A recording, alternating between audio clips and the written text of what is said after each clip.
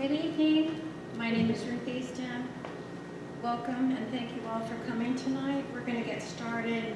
As people come in, we'll just keep going. Tonight is my pleasure. I will be introducing our speaker, Dr. Fred Nour. Dr. Nour is a board-certified neurologist who is certified by the American Academy of Neurology in neurology and in neurophysiology. He also holds 2 British degrees, first as a member of the Royal College of Surgeons, and second as a licensee of the Royal College of Physicians of London.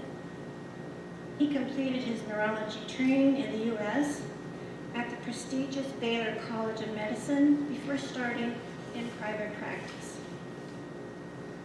Dr. Nour currently has his private practice right here in Mission Viejo. He is also busy teaching neurology at the University of California at Irvine. Tonight he will talk about the first book ever written by a neurologist about the brain science of love. His book is titled True Love and How to Use Science to Understand Love.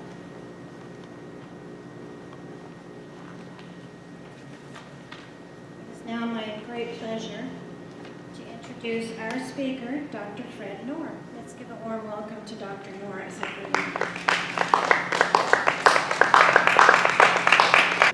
Thank you, Ruth, for this interesting and exciting introduction.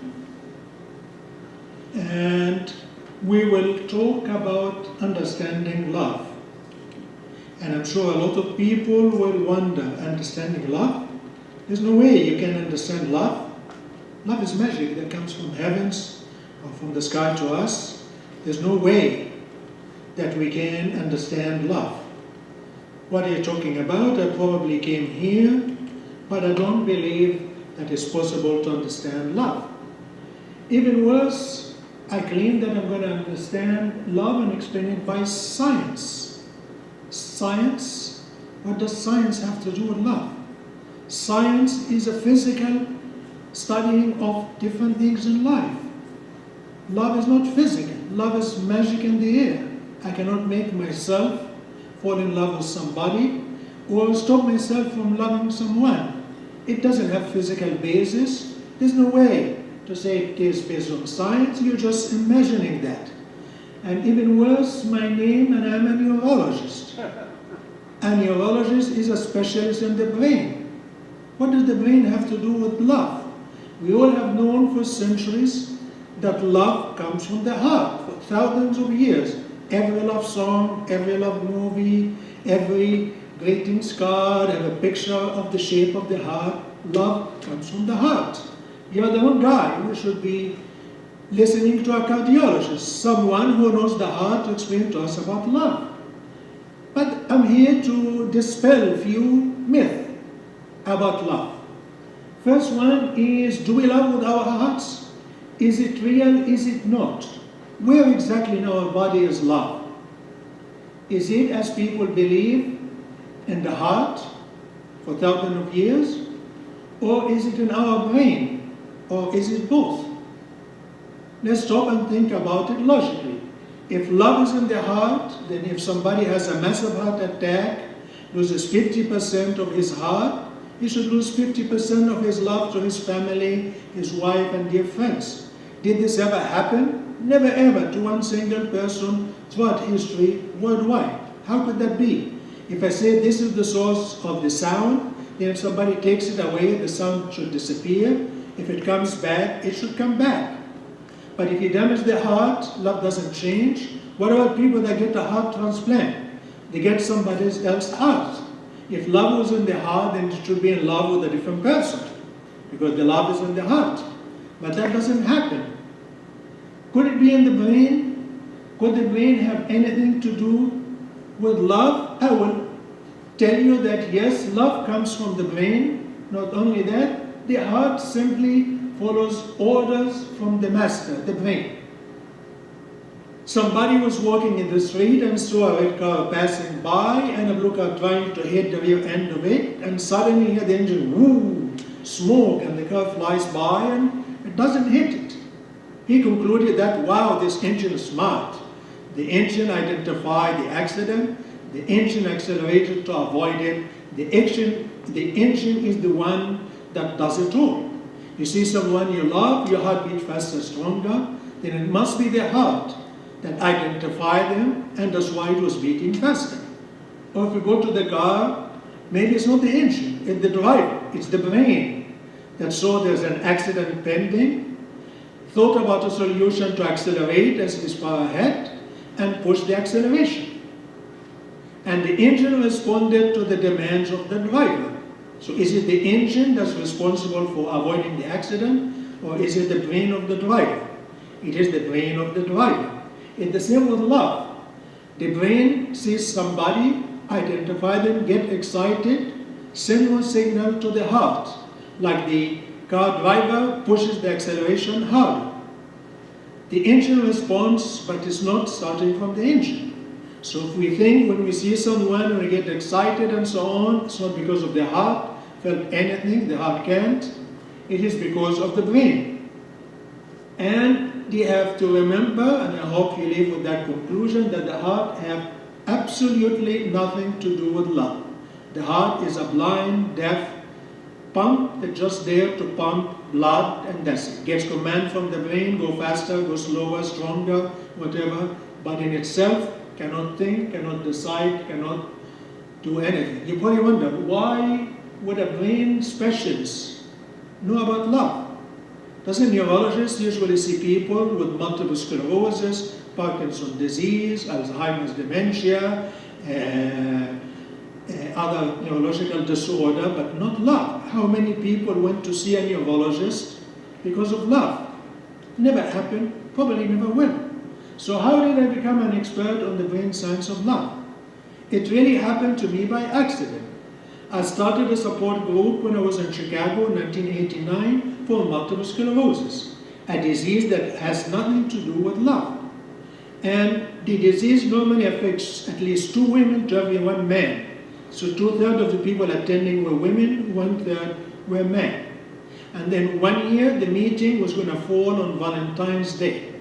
So they came to me the month before and said, it's Valentine's Day. We don't want to hear about multiple sclerosis. We want to hear about love. Give us a lecture about your thoughts or beliefs about love. So I composed a lecture. I gave it to them. Half of them liked it. Half of them didn't. I was glad it was over and I thought that was it. But next year in January, they say, no. Next month is February. We want to hear your lecture again. And I asked the lady who asked for that, but half the people didn't like it last time. I said, no, people are 2 types. Romantics refuse to accept any physical basis for love, like that it's a fantasy, it's magic, the mystique of love. If you give them reality, they hate it. And realists believe there's physical basis for most things. We're willing to listen and understand. So please give us a lecture. And after that, it became an annual lecture until 2011 when I left Illinois and came here. But in 2017, which is this year, I wrote a book about love. People always ask me, why did you wait for this time? Simply because my daughters went to college, got exposed to a lot of false belief among millennials, claimed to be based on science, and has absolutely nothing of science. So I felt somebody had to correct that for my daughters and all her colleagues, so I did the book mainly for that purpose. Science has been studying love for thousands of years. The people that put the most effort and time into it were psychologists. As you know, psychology is a branch of philosophy, meaning it's not a physical science, it's like philosophy, imagination, opinions, and so on. So after years and years of research, they finally published their ultimate book about understanding love based on psychology. And here is the book. And I'm sure you're thinking, my God, if the book about love based on psychology, I can't imagine what will be the book about love based on neurology. It's probably 10 times as big. I'm probably in the wrong place. It's going to be way above my head. I better make plans to sneak out. But don't worry, the book about love and neurology is only 1 inch thick, but doesn't want to come. So it's not that complicated, and we'll see that. Let's ask ourselves first question, what is unique about love? Why is everybody interested about love? Everybody wants to learn about love. Everybody wants love. What is unique is that we want it from birth to death. There's no age when we feel we don't need love. A child just born talks about love, believe in love. My daughter, when 3 years old, was singing me, what we need is love. And I asked, what is love? I said, I don't know. I know love. Can tell you. And somebody 99 years old, you ask him, you want love? Yes. And the other unique features about love is we have no satiety for it. Satiety from satisfied. You go and eat a big meal, you feel full. They bring you a dessert, it looks delicious, smells delicious, you know it's delicious, but can you eat it? No. I'm satisfied, I can't. There's a center in our brain that tells us, stop, we stop eating. The same for sex. You have sex, after that I'm done. You must say, no, I can't, I'm done. So there's satiety for love. Sorry, there's no satiety for love. Nobody ever felt, oh, I had enough love for today, let's wait for another day, or maybe next week. Nobody ever had enough of love. There's no satiety center in the brain for love. And that's what's unique about love. But what is exactly love? I have to tell you that explaining love is a risky business. And why is that? Because each one of us have their own subjective perception of love. When you hear it from somebody else, it doesn't match yours, and you feel, no, they're wrong. Let me give you 2 examples. I give you a piece of cheese, you taste it, and until you describe it. Each one of you, when I describe it, is it going to be the exact words? Probably not. It's difficult to describe taste, something that you sense and feel in words. So everybody will have a different feeling. And when you read other people's descriptions, you say, no, they're wrong. My description of the cheese is correct. Let me give you another example. Have you ever read a book that was later on made a movie? Everybody who reads a book that becomes a movie come and say what? The movie is not as good as the book. Every time that happens. Why that? Because as you read the book, you start to form your own imagination about the scene, the characters, what they look like, and all of that. When you go to see the movie, it's the perception of the producer of the same book. What's different from yours. Everybody feels my imagination, my dreams, my fantasy is the best. Everybody else is not. So we feel disappointed. So with that risk in mind, not expecting that everybody will agree with me, I'll give you my own definition of love. I say love is a subjective feeling, something you feel inside. And does derive from a relationship with one specific individual. If you feel you're in love with 2 or 3 people, this is not love, this is sexual attraction. It's different. Sex towards multiple people, love is toward one specific person. Love of a mother for her child is toward that child. See, a mother has a child that has diabetes, and you tell, I'm going to take that child, give you one that's exactly the same, but doesn't have diabetes. Would she accept the switch? Absolutely not. There's no way she's going to accept that, because she identified with this one unique child, no matter what are his faults, what are his assets. I love him, and that's it. And the same with love, one specific particular individual. And that feeling gives you a sense of joy and happiness. I'm happy from being with that person. And that joy and happiness give you motivation to do certain behavior. You love your child, something happened to them, you're going to take care of him no matter what for the rest of your life. There's no way to say, no, forget it, I'm going to give him away and get another child or something. You're going to do that. A person loves their spouse, they get an spinal cord injury, paralyzed from the neck down. If they truly love them, they stay with them for the rest of their life, never abandon them. So love is a feeling from one specific individual that makes us feel happy and want to do things for that particular individual. But there's a goal of love. And I prove to you that the goal of love is 2 things. Preservation of species. We don't want our race to disappear, and love is there to help us to preserve the species. And we want to improve our race. We all want our children to be better than us. We want our grandchildren to be better than our children. We all have this instinct to say we have to improve the race, we have to improve the race. That's how we evolve into an advanced race. So, but why do we need love? Fish didn't know love. Frogs didn't know love. They just made it, laid eggs. They continued to exist until today. So why do we need love? Let's look at two things. The frogs. The frog gets the eggs fertilized and lay them in clumps and leave them, thank you, goodbye. In 16 weeks, that egg becomes a mature frog that's ready to lay eggs or fertilize the eggs. So life cycle of a frog gets changed every 16 weeks. As a result, you don't need to hold the two pairs together with love because you produce a lot very quickly. But what about another animal? The biggest animal we know is humans. When you have a child, to be mature, independent, able to reproduce, it takes 15 to 16 years.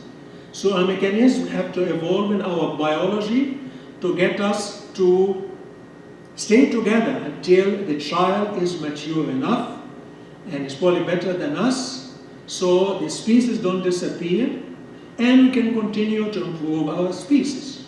So the reason humans have love is to hold us together for at least 15 or 16 years or longer if needed. Myth number 2 I want you to erase from your mind is the relationship between love and sex.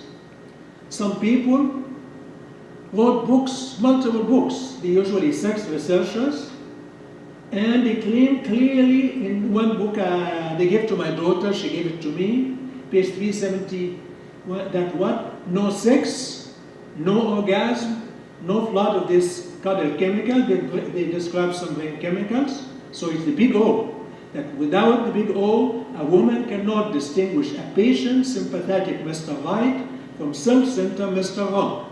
So the purpose of love is to achieve the big O. Everything else falls.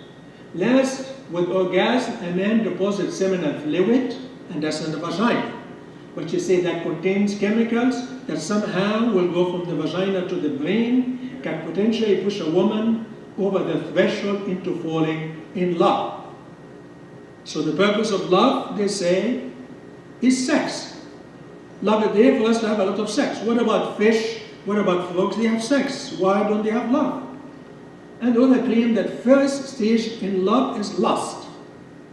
You meet somebody, you don't like them, they don't smell good, but you decide, okay, I'm going to have sex with them. Then the sex is wonderful, then that's it.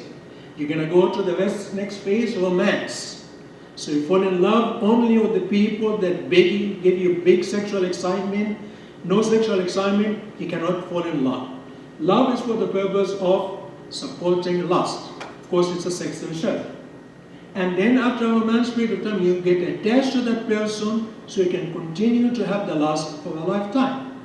Now, let me ask you, who believes this is true? Raise your arm. Nobody. Who believes it's false? That sex and love are two separate things? Nobody either. Anybody here? Yeah, okay, good. That works. Oh. So does love really start by lust? Let me give you some evidence that love and sex are two separate things. Do people fall in love without having sex? Many stories we know about that. Supposedly the story of Anna and the King was based on a real love story between the king and his English teacher. They never had sex together, they never hugged, never kissed. There are cultures in the Middle East that never allow sex before marriage. They never have sex until they get married. Do the young people fall in love and commit suicide and kill the lover because they want to see somebody else? They do. How could that be? If love has to start with sex, then if you don't have sex, you cannot fall in love with anybody. That doesn't make sense. What about sex without love? I heard about an ex-president, heads of armies, vice president, member of Congress, and big famous people that had a relationship with other partners for a long time, lasted a long time because the sex was good. When things got tough, what did they do? Oh, I had wonderful sex with you, I cannot leave you, now we are in love? No, they thank you, goodbye. How could you explain that? If love starts by sex, if they had sex, it was good, then they should be together forever. But it doesn't happen because love and sex are different. There's satiety for sex, I had enough sex, I stop. But if there's satiety for love, I had enough love, I'm done. No, there's no such a thing. What about the number of partners? Sex is towards multiple partners. Somebody goes to a bar to pick up someone, talk to person A, they're rejected, forget it, go to person B, person C, doesn't matter. Love is toward one specific individual and nobody else can replace them. So they behave differently. Sex is to a range of individuals, love is to a one specific individual. Now what about the effect of sex hormones? We know that people that have low libido take sex hormones and they drive the sex drive and they have more sex. That was given to millions of people worldwide. How many people came back and said, oh my God, I love my spouse more now than I take sex hormones? Nobody ever said that. Because it affects the sex drive, which is not the love center. So the two separate things. Another thing, what about women who never have orgasm? That exists. And do they never love anybody? They never fall in love? They don't want to experience love, or do they? If they are, how could we say that love and sex is the same? Let's look at the behavior to rejected love. You love someone, they reject you, you can commit suicide, well documented, or you can, in many stories, kill the lover because they don't want you. But what about rejecting sex? Somebody goes to the bar, talk to someone, they reject him, no big deal. Goodbye, try somebody else. And nobody ever killed a person because they rejected the sex advances. Nobody ever committed suicide because somebody rejected the sex advances. The two systems are separate, the two systems are not the same. What these people claim are not based on real science. They claim it is, but it's Hollywood science, in my belief. But there's connection between the sex center and love, no doubt about it. But it's like the connection between me and my nurse. I have an influence on my nurse, the nurse has an influence on me. That doesn't prove that I am the nurse or that the nurse is me. That doesn't prove that I have to be a nurse to be a neurologist, that you have to be a neurologist, you have to be a nurse, you later become a nurse. Two separate things. So we know that love makes sex more exciting and enjoyable. You have sex with someone you love, you enjoy it more than other one. And there's a physical brain reason for that. And in future presentation, I'll show you the physical and chemical basis for that and how it happens. And also we know that sex helps enhance the bonding between the pair. And we'll talk about how that happens, which chemical, how it does it. But if you have a pair of people that have good sex life and a pair of people that don't, you find the one that do are more intimate and close to each other, stand by each other more. So there's a relationship between the sex centers and, the sex center is one, and the love centers, plural. There's interaction, but it's not one or the same. So I want you to believe that love is not sex, and sex is not love, but the sum overlap. Myth number 3 I want you to erase from your mind is that, is love one event that happened to us once and lasts for a lifetime, or like the song, love can touch us one time and last for a lifetime. We also, children, Cinderella was a maid, went just once to a banquet in the palace. The king or the prince fell in love with her, and she lived happily ever after, just one event and love. I even like better the Sleeping Beauty. All she had to do was just sleep in a glass box. The prince just looked at her and loved her, and she lived happily ever after.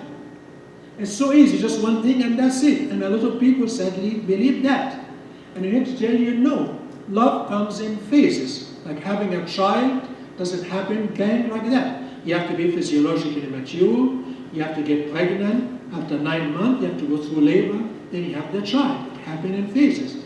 Each phase has a purpose. When the purpose is achieved, you move to the next phase. When the purpose is achieved, you move to the next phase. So, what are the 4 phases of love? Number 1, mate selection, which we'll talk about it today. Have you ever heard of anybody say, I'm in love with who? I haven't found somebody yet? Impossible. To fall in love, you identify somebody, you have to select somebody, that this is the person I'm going to love. So the first and most important phase is mate selection. And we'll prove to you later on that if you select the wrong mate, you never feel happy or satisfied. And there's physical basis for that. Talk about that soon. And after you select that mate, then you start the romantic phase of love or romance. I'll talk about it, how it happens in the brain, what chemical system, what they do. But does romance last for a lifetime like many people believe? No, it doesn't. The next phase is called falling out of love. What? Falling out of love is the end of love. That's it. Should divorce and find somebody else. But I prove to you later on that it has physical basis, it has a purpose for us, and it has benefit for us, it happens for a reason. Sadly, we are conditioned not to understand it or not to accept it. And we have a lot of heartaches based on misunderstanding. Similar to the woman who was excited about having a baby, get a liver pill, oh my God, this is painful, abort the baby, I don't want it. Then she gets pregnant again until she goes to labor, painful, abort it. And when will she have a child? Never. Why? Because she just doesn't understand that you have to put up with some pain. There's a purpose, there's a benefit for that, we'll talk about it later on, that results in that. And after the end of the falling out of love, you experience the true love. That's the love that's made to last for at least 15, 16 years or a lifetime. So today will be first half of the mate selection. Phase 1 of love, mate selection, part 1. Next lecture will be part 2.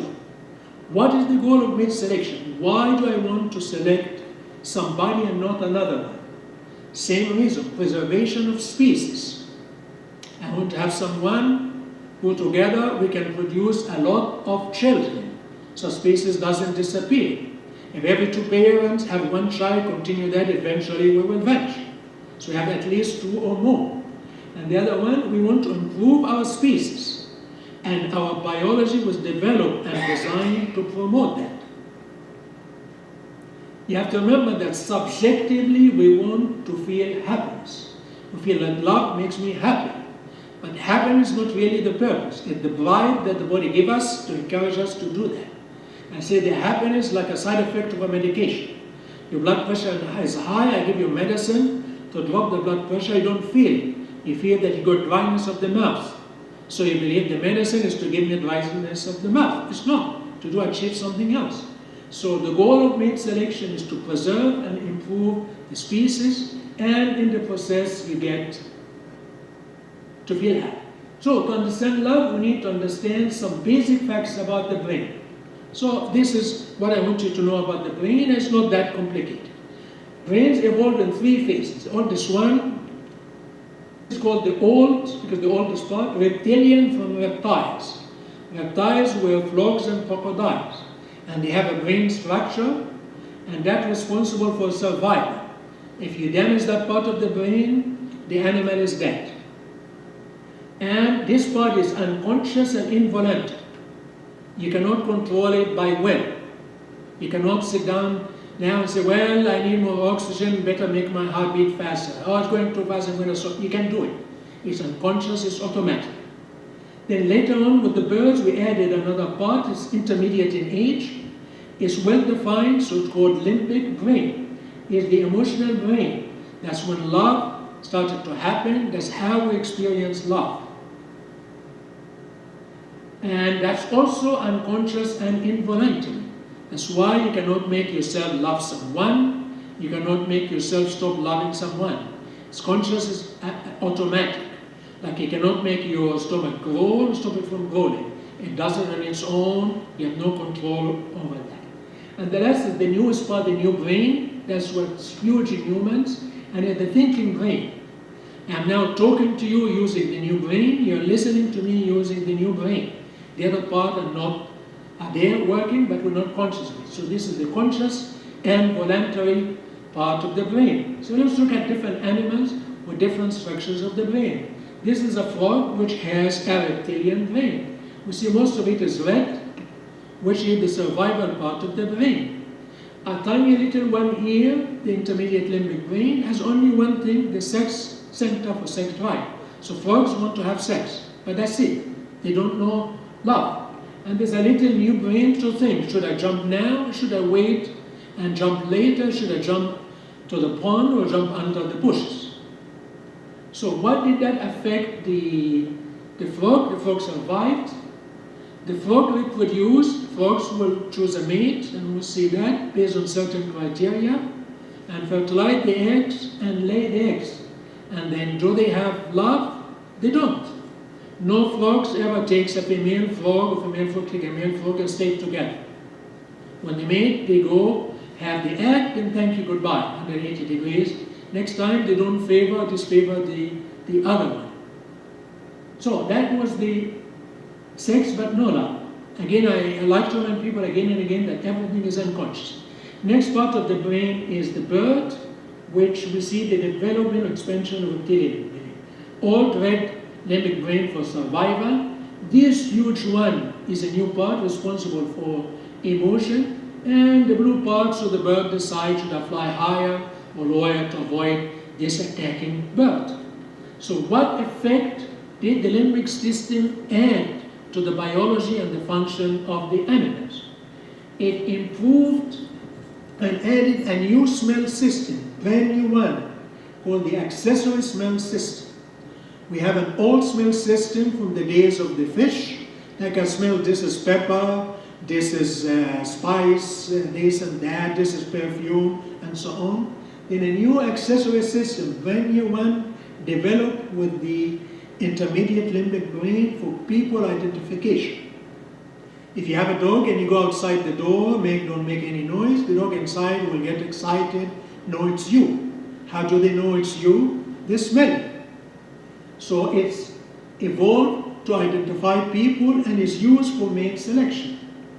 It starts to show emotional interest in offspring. You know the big bird called the Canada goose? Try to go and get one egg of them. See what they're going to do. They're going to try to kill you. They're willing to die to protect that egg. What about the frog? You're going to take 50, 100 of their eggs. Do they care? They don't. They don't care. So it's the limbic brain that gave us to start to love and love our children. And we took how it improved our mate selection. We now, the birds chooses a mate in a different way. And also added fear. If you have a frog and you threaten it and you look at its heart rate, it doesn't change. If you have a bird, you threaten it, the heart beats faster. If he is afraid, it reacts to that. It also added multiple reward systems. The joy play. You have a dog, you throw the ball, they'll get the ball and bring it to you. To throw the ball again. The dog doesn't want the ball, he just wants to play because it makes him happy. The joy of eating. That structure on, we start to find joy in eating, that want to eat, we appreciate the different taste of food. Joy of socializing. Frogs don't stay together in groups, each one stays alone. Birds stay in groups together, fly together, come back together, and so on. So there's a difference in that. Joy of sex started before sex was an act. I had to say like a bowel movement. I didn't go straight away, I'm done, it's over. Now it became a joy that I wanted for a lifetime. And joy as it happens. Frogs don't know happiness. Birds and higher animals start to learn happiness, and memory got enhanced. Memory became emotion encoded. If I ask any one of you, did you kiss someone on July 16, 2016? Probably none of you will remember that. But if I ask you, do you remember your first kiss ever? Probably all of you will remember that. How could it be? The first kiss was long, long way ago. Because things get engraved based on emotion. The stronger the emotion, the more likely to remember it. Some people who are in love remember their first date and what happened in very fine details. I had many patients with Alzheimer's disease that don't know how many children they have, what are the children called. But you ask them, how did you meet your wife and so on? They give you everything in very fine detail. They still remember. Emotion started to affect our memory. Started the circadian rhythm, 24-hour clock. The main important one is hormone release. Sex hormones are released more at night than during the day. That must be the reason why more people want to have sex at night as opposed to during the day. Sleep, satiety, we know about that. Improved sensation. And we will talk later on when we talk about romance, how sensation are influenced by that. And it added influence of emotion on perception. When you love someone, you perceive them different from when you don't love them. This physical basis, we'll explain that later on, for that phase. And when you fall out of love, you lose that, you say what? Love is blind, I couldn't see this or that. That's physical basis because of the intermediate limbic brain. Again, remember that the intermediate limbic brain is unconscious and automatic. You can't control it. That's why you cannot make yourself love someone or stop loving someone. Okay, let's go back to the human brain. You have this reptilian part, exactly the same as birds and exactly the same as reptiles. It doesn't change. We keep the genes and add to them. So if you damage that part, the person is immediately dead. You know, the person who wants to commit suicide, put a gun to go through like that, to die right away, is damaging the old reptilian brain. Then we had love in this little part, the limbic brain, and that's responsible for the emotions of love. Then we added a huge new brain part. It became 85% of the brain, the largest of any animal known. And what did this new brain give us? That's new from birds and from crocodile, thinking. I'm thinking what to tell you, I'm thinking what to understand, what to accept, what not to accept. It came from the new brain. Language, I speak to you in English, I can speak to people here in French. Each one will translate it to the same brain language. Brain language is the same for everybody. But there's a center to translate from the language you know to the brain. So if you speak English, it will be English. If you speak Spanish, it will be Spanish. If you're Chinese, it will be Chinese. So language came from that. Mathematics, science, technological advances, all that came from the new brain. And this part is what? Conscious and voluntary. This is the part that I can use to move my arm, to decide what to tell you, what not to tell you, and so on. So, is it involved in love? I said, yes it is, but not as much as we think. And we'll talk about that in the next lecture. Myth number 4, I want you to remember is that the sexes are not equal in their effort to select a mate. What? You must be a male chauvinist or something. How could you say that? Men spend as much effort as a woman. Who agree that men and women, no, men and women have the same effort? Who believe that men spend more effort than women? Nobody? Who believe that women spend more effort than men? Yeah, you say, why that? It is a biological reason why it is. Let's find out why women are very fussy about mate selection. And what is the biological reason for that? So why are women so picky? Let's look at a typical woman. Typical woman can have children between age 15 and 50. Anybody disagree? And every woman can lay one egg every 28 days. Correct? 366 days by 28, you get 13 eggs per year. So in a lifetime, 40 years by 13 eggs, a woman has a maximum of 520 eggs. That's assuming what? She never got pregnant. Because every time you get pregnant, the pregnancy is 280 days. That's 10 eggs wasted. Because you cannot get pregnant immediately after delivery, it has to be next month. So you use one egg, you lost 10. So as a result, the number of available eggs are much smaller. Now let's compare it to man. Man can have children from age say 15 to 95, maybe not an exaggeration. Every time man sends away 50 million gene samples. And if average have sex 3 times a week, say 50 weeks, 2 weeks is away or something, that would be 50 million by 150 times per year, by 8 years, 600 billion per lifetime.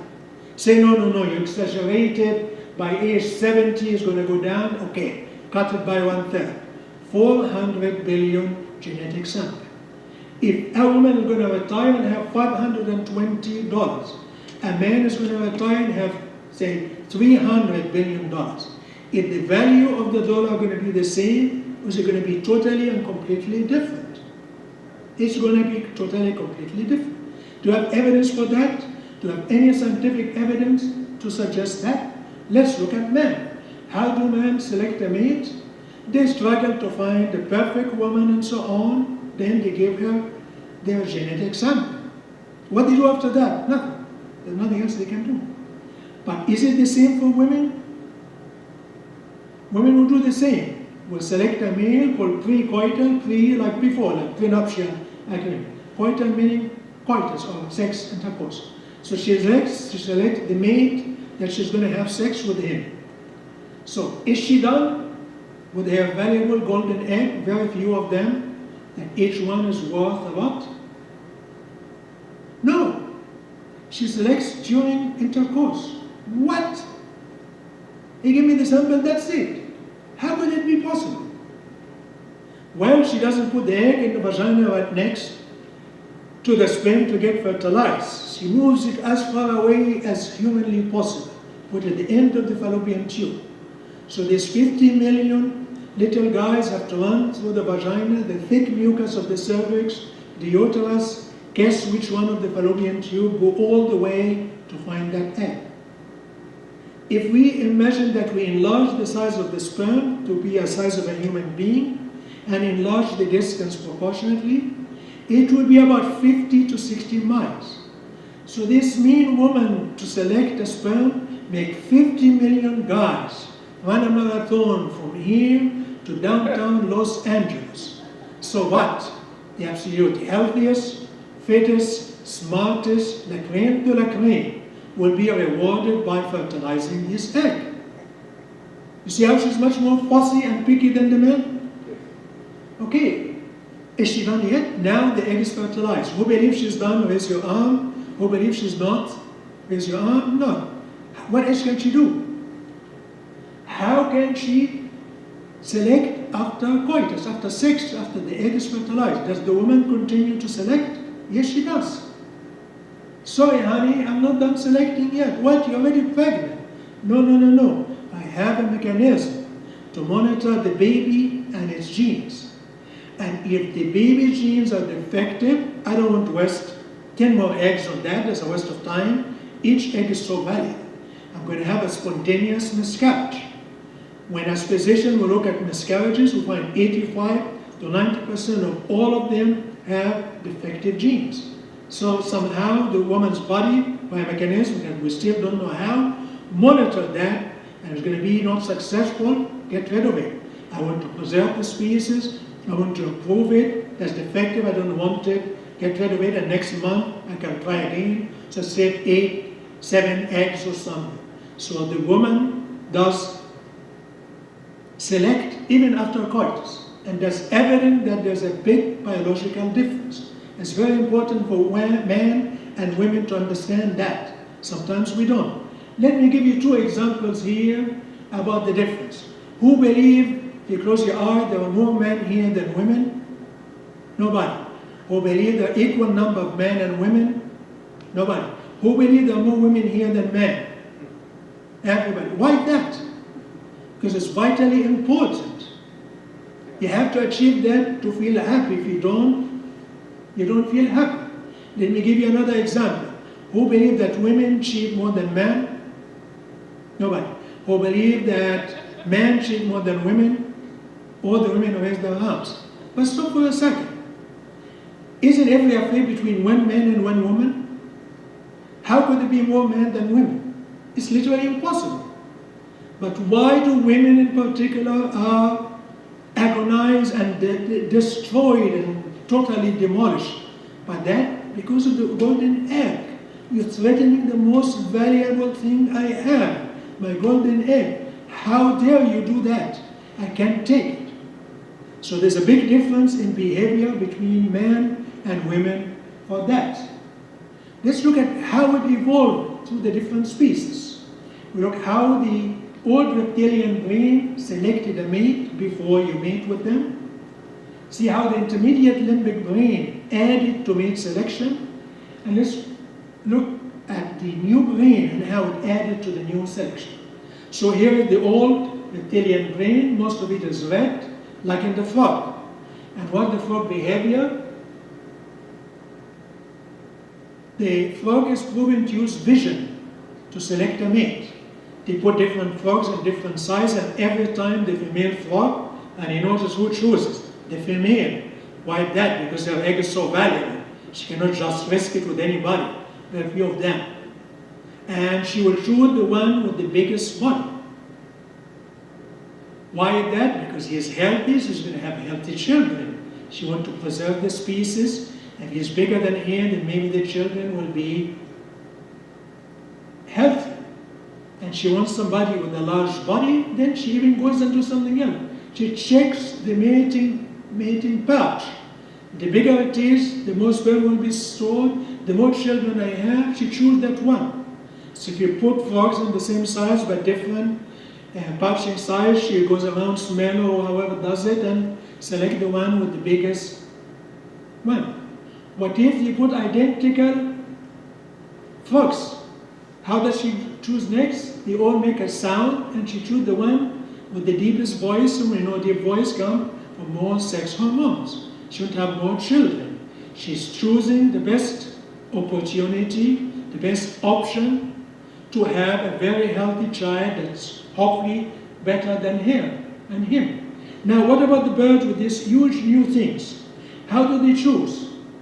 Well, they use still vision because they still have the same exact old reptilian brain. They still use hearing, they still listen to the sound of the other birds singing and all of that. But then they add two things. They add smell.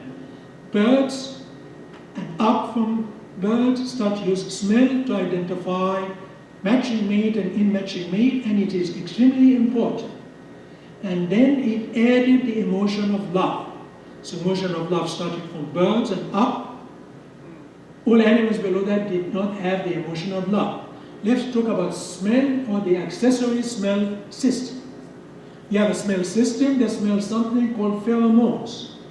Pheromones are actually a genetic sample of you that you go and send it out to other people to check it against their genetic sample to decide, are our genes compatible, will they produce healthy children or healthier children than us or not? We'll see how that happens. Some companies try to deceive you and tell you if you have hormones, you can attract any man anywhere in the world. It's not garbage, because not every man in the world have the same genes. How many people here have the same genes? Nobody. How many people in the world look exactly the same? Nobody. Every individual on the face of the earth have a unique set of genes. So you have to have the matching unique set of genes for your own unique set of genes. So we use pheromones. Somebody asked this woman to give a sexy pose, so she did that. What exactly is she doing?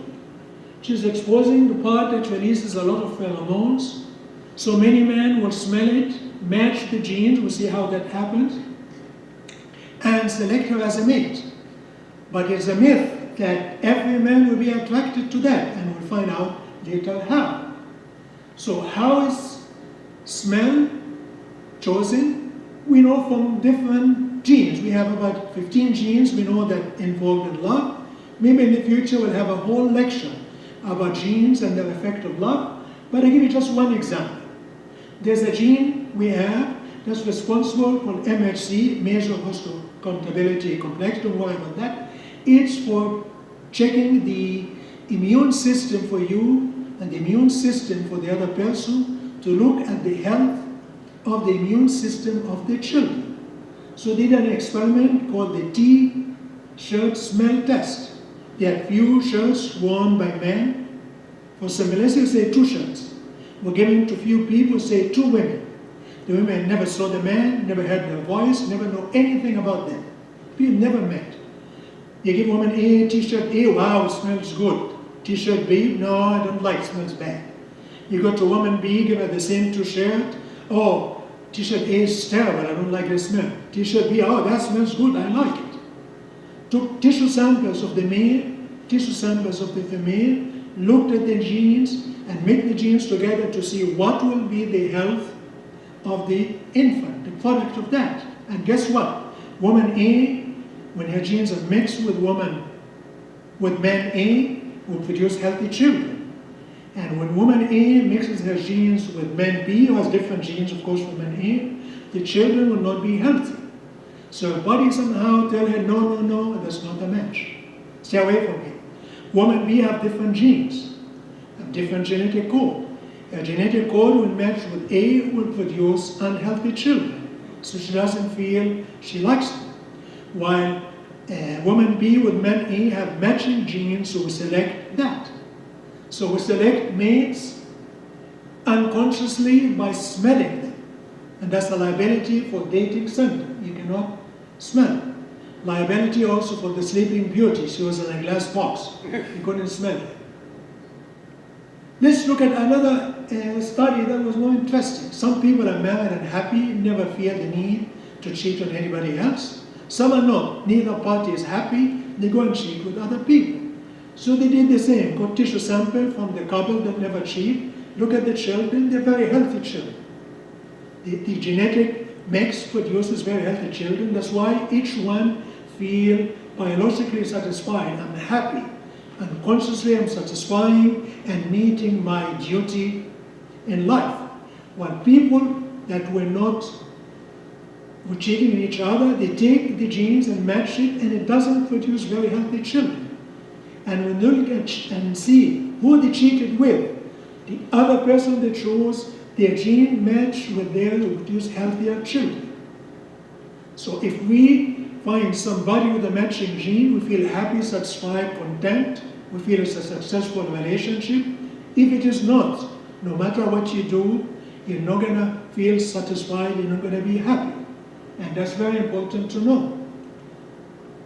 Now, animals with intermediate limbic brain, we talked about vision, hearing, smell, and love. For the first time, animals start to experience love.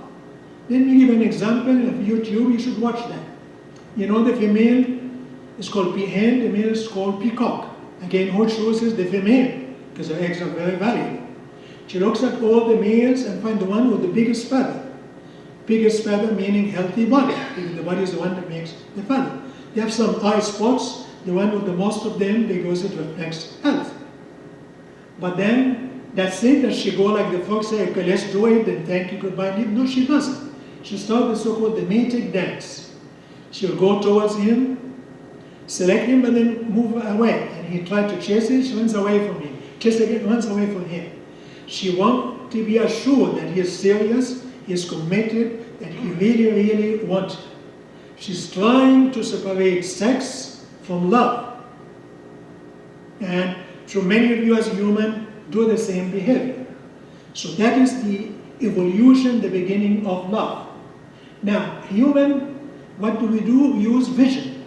Exactly the same way as the frogs and the birds. Anyone have been on any dating website where the first thing you look at, is it the pictures or not? Those who do, raise your arm. Don't be shy, nobody will find. Those who never look at the picture, just look at the person, raise your arm. Nobody. It's one look. Remember, tender, swap right, swap left, just look at the picture 1 second, you decide. That's scientific basis. You also choose based on the genetic match. You have two women sitting, looking at a man. One say, oh, he's very handsome. They don't, oh, there's no way I'll go out with this guy. When they check the genes, the one who say he's handsome, the genes will produce healthy children. The other one, it will not. We somehow, even by looks, select that. And we use hearing. After he's met somebody, you want to call them on the phone and listen to the voice. Yes, I like the voice. No, I'm not interested. We do the same as the frogs and the same as the birds. We use smell. We select people based on smell. One person wrote to me and wrote an interesting review about the book on Amazon, who said that she met a man, he was handsome, has a very good career with high income, but when she met him, she felt like he smells like plastics. But she decided, no, he meets my checklist criteria, which is the new brain. So what if it doesn't smell good? I'm going to marry him.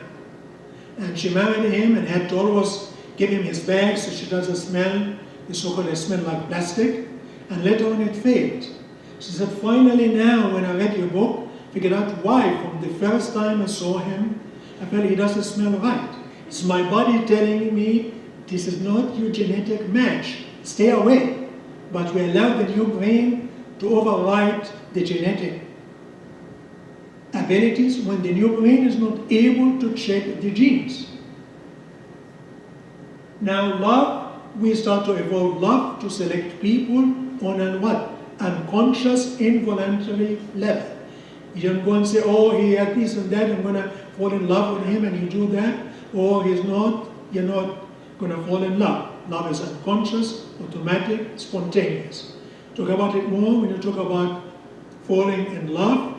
We prove to you how the old saying that you can marry for love, you can marry for money, but you cannot have both. There's absolute physical evidence and basis in the brain, and it is absolutely true. We'll talk about that when we go and talk about romance. Most important thing to remember that you must satisfy the unconscious component before you can use the new brain to select. If you allow the new brain to select, you're going to mess up quite a bit. I use the example of an aeroplane designed by the aerospace engineers. Then after that, it goes to the marketing department. The more changes to the airplane the marketing department does, the more will happen to what will happen to the airplane is going to fail and not succeed. But the sad part, when it does, the marketing department say, no, we didn't do enough. Next time, we're going to do more changes. I'm going to buy books that can use my conscious brain to somehow control the automatic and conscious brain, which we'll see we cannot. After you do that, then you start to use the new brain for selection. And it has a function and it has a lot of liabilities. And if you understand that, if you restrain the marketing department from making too many changes to the well-designed aeroplane, you're more likely to succeed than if you do the opposite. I'll stop at that.